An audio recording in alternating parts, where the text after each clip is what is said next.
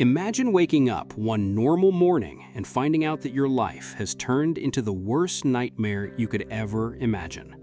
This is a reality that one Arkansas family lived in 2012 when the unthinkable happened in a small town that seemed safe and peaceful.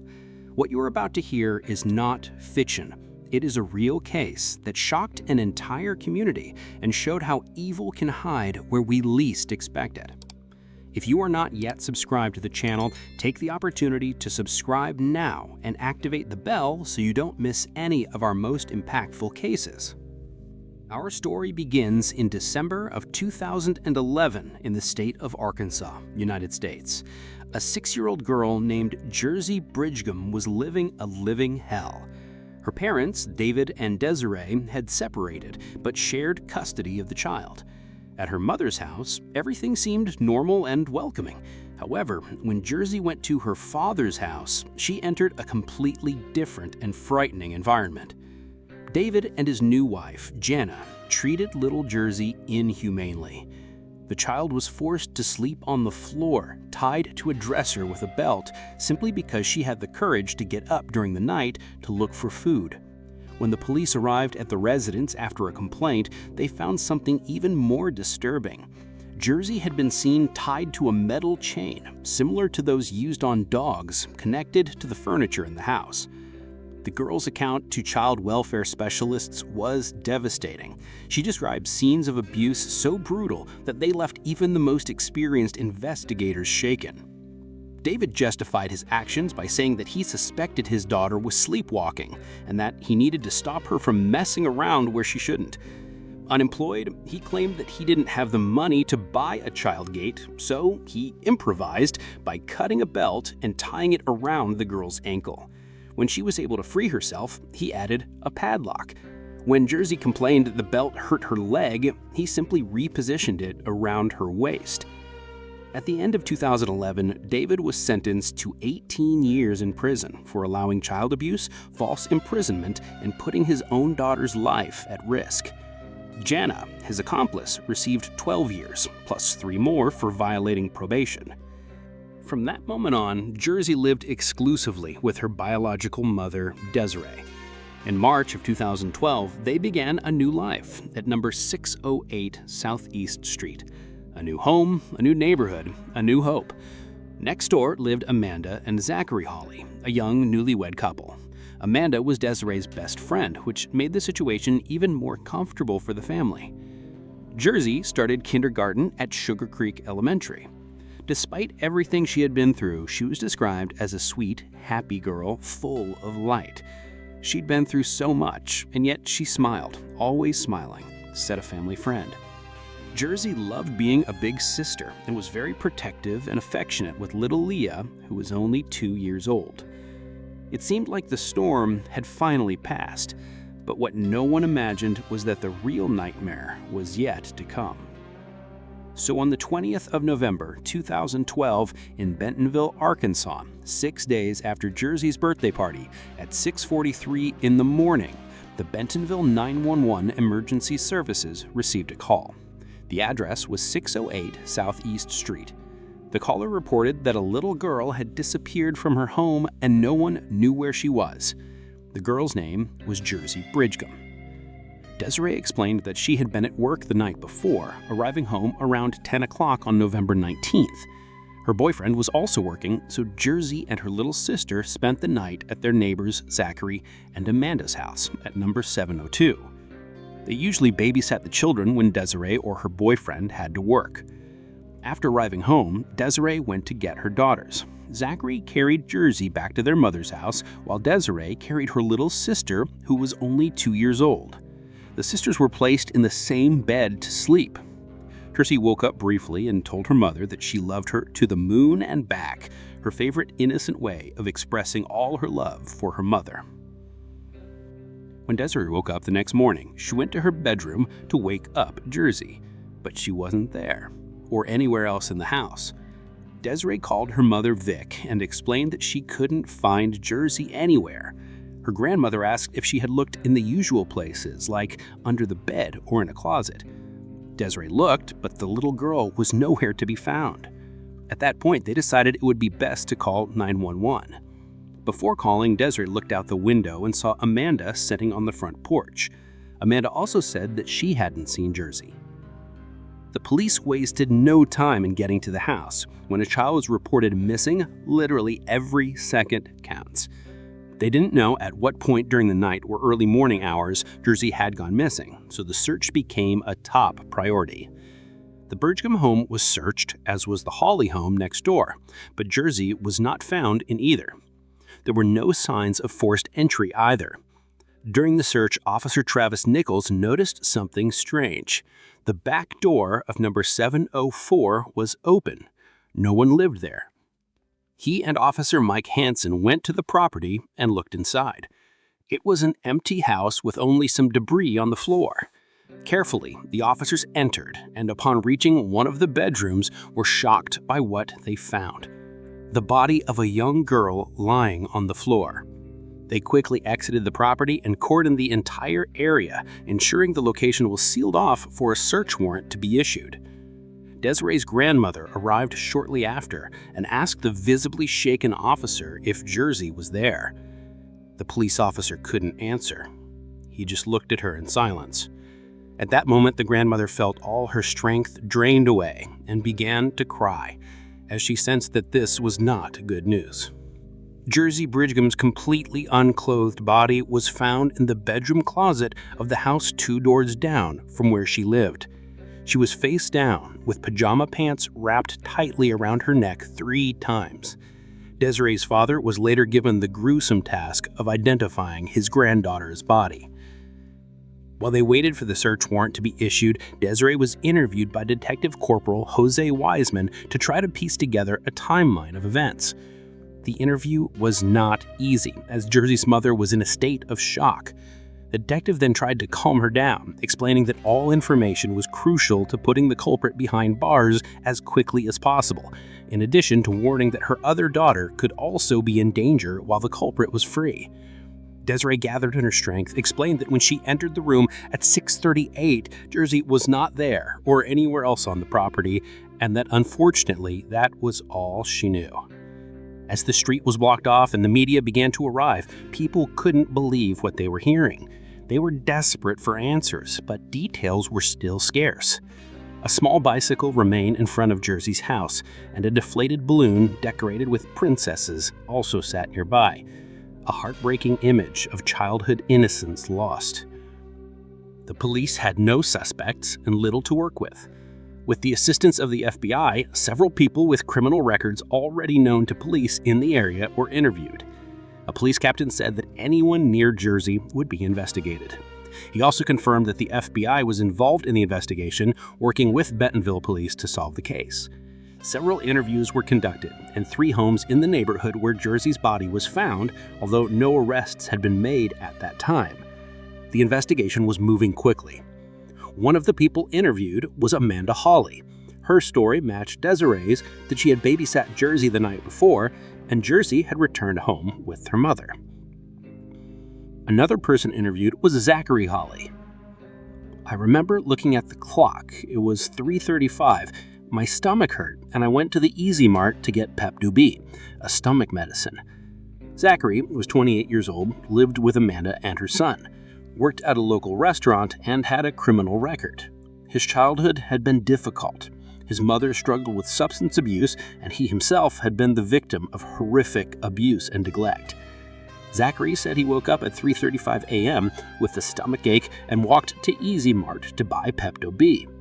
Security camera footage confirmed the story, the police said. After returning home, he said he went to bed. He claimed to have waken up at 6:30 a.m. to get his 4-year-old stepson ready for school. Just 10 minutes later, Desiree told Amanda that she couldn't find Jersey anywhere. Authorities also confirmed that Desiree's boyfriend Brandon was working that night. As the morning wore on, a warrant was issued and police began searching house number 704, the abandoned property where Jersey's body had been found.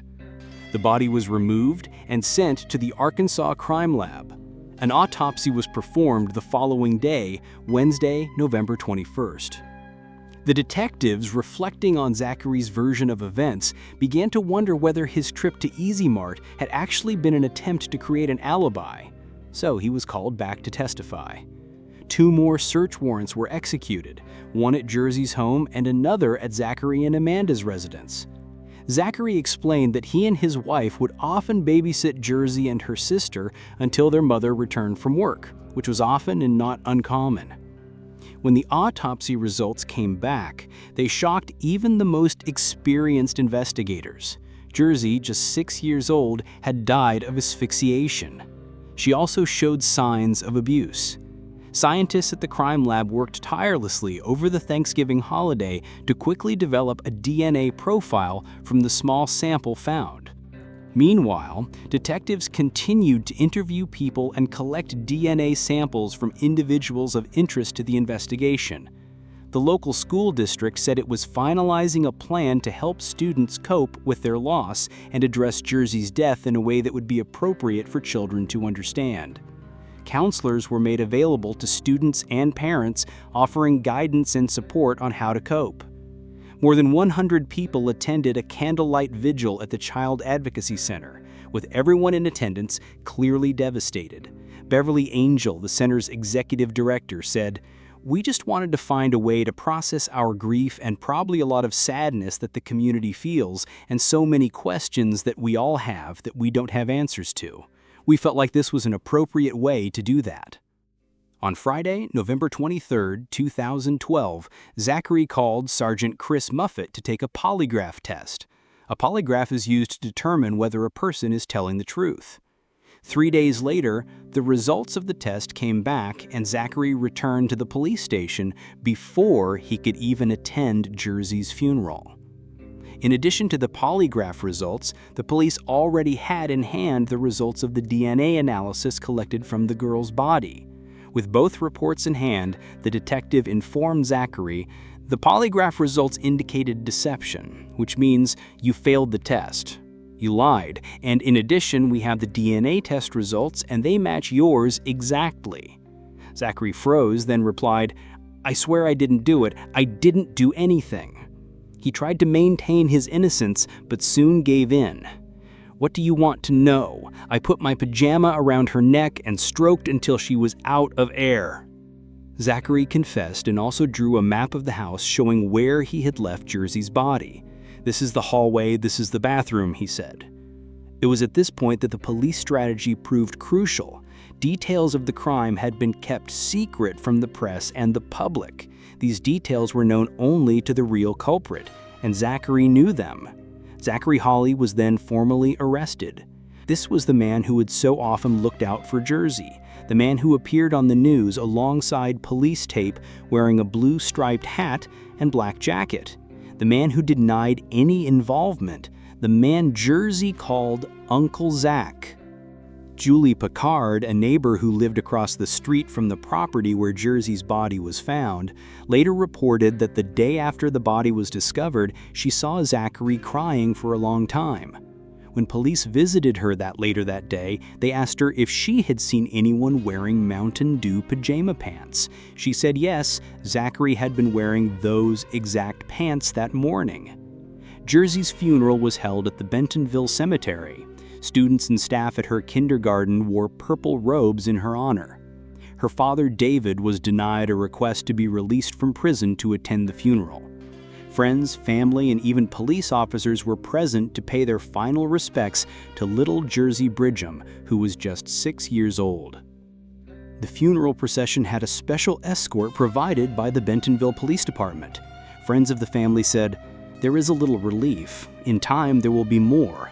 I think she will always be remembered no matter what happens." Jersey's mother, Desiree, said, "I'm going to keep loving my other daughter, keep moving forward as a mother, keep moving forward with my other daughter. It's been like a constant funeral every day, but now we finally don't have to remember just one bad day. We can remember our baby, remember the good times. We don't have to focus on the nightmare anymore. We have to focus on the good memories." Jersey was a loving little girl. She went through a lot. She was very quiet, but she always laughed. She had the biggest smile you could ever imagine, and she always showed her teeth. She loved her whole family more than anything. A reporter who was present in the courtroom reported that Zachary was visibly nervous and tense during the proceedings. One of those who testified was the state medical examiner, Dr. Frank Perry. He demonstrated to the jury how Jersey had scratched the pajama pants that were wrapped around her neck. He also explained that the girl's hair and a necklace she had made at school were tangled in the fabric. Zachary trembled in his seat as he listened to the testimony. The coroner was asked about how the body reacts to strangulation. He explained that intense panic takes hold of the victim, who is in great pain until she finally passes out. Photographs of Jersey's body and the injuries she suffered were then shown. Understandably, the images evoked very strong emotions in the courtroom as they were extremely shocking and difficult to watch. Despite their visual and emotional impact, the photos highlighted the gravity and cruelty of the crime. Zachary, however, showed no emotion as the images were displayed. During the trial, the courtroom sat in horrified silence as the recording of Zachary's interview with the police was played. Defense attorneys called no witnesses and acknowledged in both their opening and closing statements that their client was responsible for everything that happened to Jersey Bridgeman. Zachary Hawley was convicted of residential burglary, kidnapping, abuse, and murder. The defense's new goal became to save their client from the death penalty. As part of the attempt to avoid the death penalty, several witnesses were called by the defense, including an employee of the California Department of Human Services, where Zachary had spent much of his childhood. The defense sought to demonstrate that Zachary had been the victim of abuse and neglect as a child. There were 15 reports and investigations involving all types of abuse and neglect suffered by him during his childhood. Zachary lived in 9 different homes and changed schools 23 times, while his mother sank deeper and deeper into substance abuse. The department official said the system was broken and that Zachary and his family had fallen through the cracks. He had only been removed from his home once, and even then he was returned shortly after. She added that she felt she and other department colleagues had failed to take the necessary steps to protect him. The jury was given an enormous task: to decide whether the death penalty was an appropriate punishment. Just reading the instructions to the jury took more than half an hour. A short time later, the sentence was announced. Zachary Hawley was sentenced to 20 years in prison for residential burglary, 2 life sentences for abuse and kidnapping, and the death penalty for the murder of Jersey Bridgeman. The defense then asked each juror to confirm whether the decision was unanimous. One by one, they all confirmed it. After the sentencing, Zachary spoke for the first time during the trial. He said in part, "I sincerely apologize for the pain and suffering I have caused. I hope that one day you can find a place in your hearts to forgive me." Immediately after the statement, he was handcuffed and taken into custody. Bentonville Police Chief John Simpson said details about exactly what happened to Jersey or what led police to Zachary would not be released, nor would details about a possible motive. However, documents filed by the prosecutor indicated that Zachary kidnapped Jersey with the intention to rape her. The day before he was scheduled to appear in court to be assigned a public defender, Zachary Hawley was attacked at the county jail where he was being held. Another inmate, jailed on a parole violation, entered his cell as he was handing out clothes and towels. Zachary was not seriously injured, which for many was more than he deserved. As reported, he was beaten this morning, and I don't think it will be the last time, said prison captain Chris Spark. Obviously, this case has gotten a lot of media coverage, and every inmate knows why he's here. We're going to do our best to keep him safe, just like we would any other inmate. While waiting death row at Warner Maximum Security Prison, Zachary Hawley filed an appeal of his sentence. He claimed that Benton County Circuit Judge Brad Caron erred in failing to inform the jury that he had made a plea offer. The defense argued that this could be seen as an indication that Zachary accepted responsibility, which could serve as a mitigating factor and help avoid the death penalty. After review, the Arkansas Supreme Court dismissed the appeal, finding the arguments unpersuasive. The ruling was seen as good news by County Prosecutor Nathan Smith. While continued appeals are common in cases like this, I hope today's ruling makes it unlikely that the Jersey Bridgham family will be subjected to a new trial. Jersey's father, David, later gave an interview from prison. He said he had never met Zachary, but he knew who he was. He said he was shocked when he heard what had happened and couldn't believe it. He said his daughter meant a lot to him, and that his drug addiction had played a role in his mistreatment of her. He repeated that he was not a bad person, but that he had made mistakes he would have to live with for the rest of his life. Jersey Bridgham's story is a harrowing reminder of the vulnerabilities of children and the unspeakable cruelty some face. It's truly devastating to think about how much she must have suffered, and to know that it was at the hands of someone she trusted. Jersey deserved to have a chance at life. She deserved the opportunity to grow up. It is a true testament to her character that even in the face of such difficult times, her light never dimmed and she never lost her smile. What would you do if you suspected that a child close to you was in danger? Would you know how to respond? Are we teaching our children to recognize and report abusive behavior? And are we giving them the space and safety to speak up? If you've made it this far, don't forget to subscribe to the channel and leave a comment with suggestions for new cases you'd like to see. Your participation is essential for us to continue bringing you these important stories. Stay safe and have a great week.